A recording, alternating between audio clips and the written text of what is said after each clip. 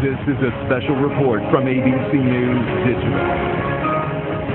I'm Dan Klepler in New York with this ABC News Digital special report. The Senate is back in session, and on the top of its list, unemployment benefits. The federal government passed a budget in December, but not included in that deal, long-term unemployment benefits. Gene Sperling, the director of President Obama's National Economic Council, made this appeal at today's White House briefing. Clearly, perhaps the worst legacy of the Great Recession, which is the crisis of long-term unemployment that we still face in our country. While we've seen the unemployment rate come down generally, and particularly for those who are short-term unemployed, those who are long-term unemployed continue to face a very difficult labor market, and we know that those who stay out of the labor force too long often suffer serious economic and psychological wounds, and that we as a country have to be committed to doing everything we can to help those who are long-term unemployed find new jobs to support their families and get them back on their feet. Long-term unemployment benefits, will they be extended, and at what cost, if so or if not? For more, I want to bring in ABC's Devin Dwyer in Washington, along with Yahoo Finance's Mike Santoli here in New York. Guys, thanks for being with us. Devin, I want to start with you. What is the Senate planning for tonight, then? Hey, Dan, it's good to see you. The Senate is back now after a 3-day holiday vacation, as you mentioned. And at about 5:30 tonight, they're going to take the first test vote on some legislation, bipartisan bill that would extend unemployment benefits for the long-term unemployed, the long-term jobless, for about 3 months. As you mentioned, those benefits expired actually back in December, on December 28th. So about 1.3 million people are now without those emergency benefits. They average about $300 a week for people who are still looking for work. The Senate tonight is going to take a first test vote to see if they can extend that for 3 months while they continue to talk about a longer-term deal. Got to tell you right now, it doesn't look like they have the votes just yet to get that passed. And we can talk a little bit more about this, but the big issue right now is how to pay for that. On that test vote, right, exactly the details of that. So, Mike, let me ask you then, just kind of the basics of this. Who's classified as long-term unemployed?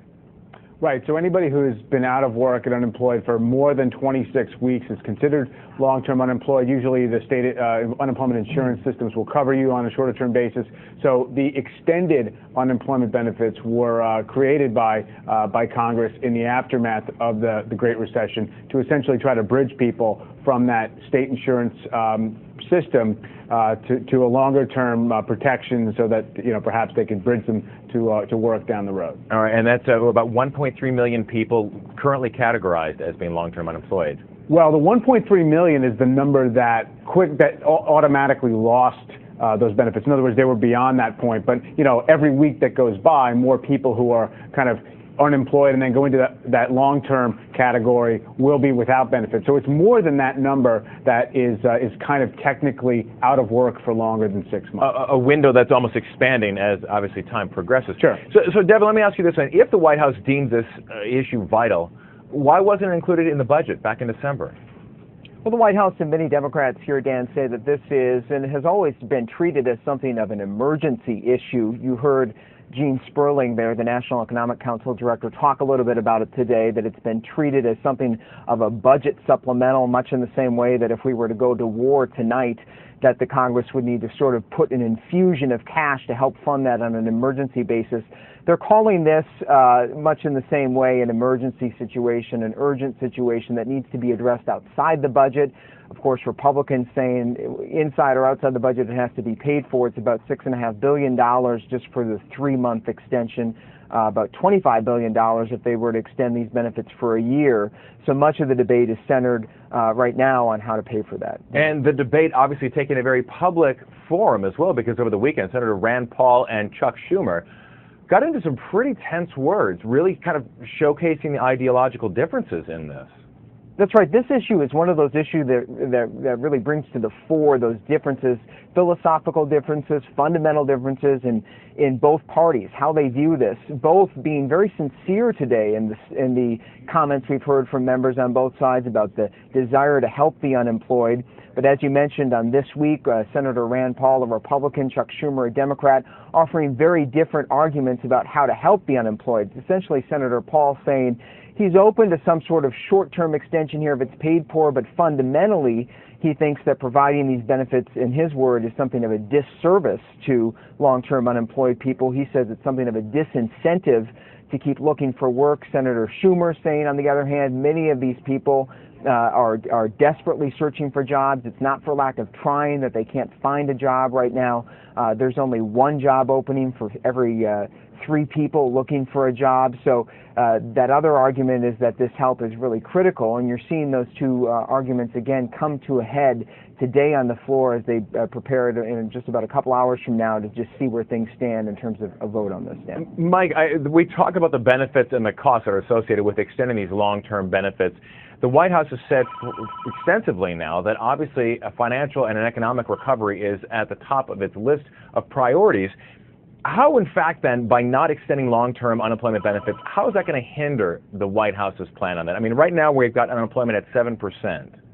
Yeah. Well, I don't think it would hinder the effort of the recovery. I mean, it's not a large amount of money that would be going into people's pockets in aggregate or into the economy. But what it basically is sort of an acknowledgement, I think, from the White House's point of view that even though the economy has recovered, it's obviously still an impaired job market right now. It's not the situation where it's where we want it to be. So therefore, until we are somewhat closer to a full employment situation, let's, again, kind of keep this bridge in place for people while they don't have work. Now, look, it's very likely that as these benefits go away, presuming that this does not get extended, many of those people will essentially drop out of the workforce. They're not going to necessarily immediately start looking harder for work just because you have people who are basically kind of involuntarily early retired and all these other categories.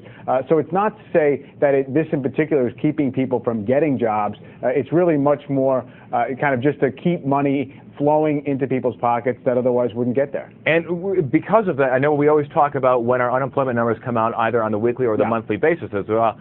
It's always about the participation of those actively looking that are unemployed. What kind of an impact then is that going to have then if in fact the labor force, those just simply stop looking for work? Right. The unemployment rate, the reported unemployment rate, would probably jump down if this, in fact, is going to be the case. In other words, the benefits are not extended. So it would be kind of unemployment rate going down for the bad reason. Which is that many more people who had been measured as unemployed and looking for work would no longer be looking for work. Not every single person, obviously, but a large percentage of them, just because we know that the longer people are out of work, the more discouraged they get, or the sort of the less tethered to the job market they are, and they have a lower probability of finding something quickly. I want to go back over to Devin. Devin, Republicans saying the cost for the benefit needs to be offset. Any idea about where the proposal is for where that revenue should be coming from? That's right, Dan. Well, the proposal that's on the table right now has no cost offsets in it at all, and there really aren't any on the table at this point. It's kind of a my way or the highway approach that we've heard from the White House today. Politically, Democrats are really trying to charge ahead with this, saying there's ample precedent for simply, as we were talking about earlier, passing these emergency measures. Difficult times call for really unprecedented steps. They're saying that this is one of those. They said since 2008, we heard Senator Jack Reed of Rhode Island, who's sponsoring this legislation, said today that in 10 occasions since 2008, 10 different times since the Great Recession hit us, they have extended these unemployment benefits without any pay-fors. So they're saying, again, why should we stop today? Why is today different? Republicans in a new year, under pressure of re-election, a lot of fiscal hawks really looking for those pay-fors. Haven't seen any yet today, and that may doom this vote in a couple hours. Senate Democrats needing 4 more Republicans. A likelihood not seeming to be there? That's right. They're going to need the 60-vote threshold here. Again, that's that marker to beat the filibuster. They have 55 votes so far. They're going to need 4 more Republicans to join them. And so far, we've only heard from Senator Dean Heller of Nevada, the only Republican to back this. His state has one of the highest long-term unemployment rates. But I know that President Obama is placing a lot of calls today here on the Hill. We also know that Senator Heller, that Republican, is trying to win some folks over to his side. So still some time left, but they do need 4 critical Republican votes, Dan. Mike, bring you back into this and revisit the question I had asked. Any alternatives that are being explored right now as opposed to just simply extending the long-term unemployment benefits? I mean, nothing that really would take effect very, very quickly or be particularly effective, I don't think, to kind of directly sluice people into the job market. No, I think it's all about kind of bigger structural measures, whether it be retraining programs and all these things you've heard about. Honestly, the best thing that could happen is if the economy as a whole accelerated, as it seems to be showing signs of doing perhaps at the end of 2013, and that would just tighten up the job market on its own. We all knew that at some point, at least most people assumed, that these benefits would be kind of cut off and those people left out of the workforce would remain there, but you just want unemployment to be that much lower when that happens, as low as possible for the sake of the people unemployed. 2 areas then that oftentimes can take some kind of a reaction for employment numbers coming out there: Wall Street, and then of course the rest of us, those that are obviously keeping an eye on 401ks or any kind of smaller investments on the side there. How closely does Wall Street care about these unemployment debates? Wall Street doesn't so much, to be honest, care about this particular element of it. They care about the general trend of job growth. The general trend of job growth has been relatively strong in the last 6 months. That means that the recovery is underway, not fast enough, but certainly better than before. So that they care about. What they're not as focused on is the components of those people still unemployed, whether they are getting benefits, whether they're not. That $25 billion annual number is just not significant enough in the grand scheme of the overall economy at $16 trillion a year to necessarily change anybody's estimates. The only place that maybe would get a little more attention is as it relates to Federal Reserve policy. The Fed has said over time, maybe 6.5% would be the very highest unemployment rate at which it would consider raising interest rates, but they've backed off of that. So if there's no implications for interest rates or really consumer spending as a whole, I honestly don't think that Wall Street is terribly focused on this element. And so we will wait to see then how the Senate will be voting in that test vote in just a short time from now. ABC's Devin Dwyer in Washington, Yahoo Finance's Mike Santoli in New York. Guys, thank you so much. Appreciate it. Of course, thanks. A complete recap right here on abcnews.com. For now, I'm Dan Klepler in New York with this ABC News Digital Special Report.